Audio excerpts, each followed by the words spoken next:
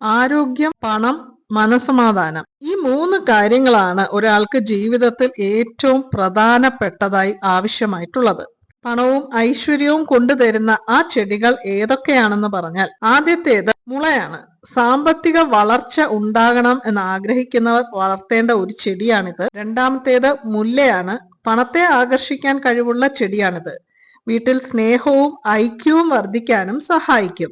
മൂന്നാമത്തേത് money plant ആണ്. പേര് പോലെ തന്നെ വീടുകളിൽ പോസിറ്റീവ് എനർജി കൊണ്ടുവരുന്നതിനായിട്ട് മണി പ്ലാന്റിന് സാധിക്കും. മണി പ്ലാന്റ് ഒരിക്കലും താഴേക്ക് വളരാൻ അനുവദിക്കാൻ പാടില്ല. നാലാമതായി തുളസിയാണ്.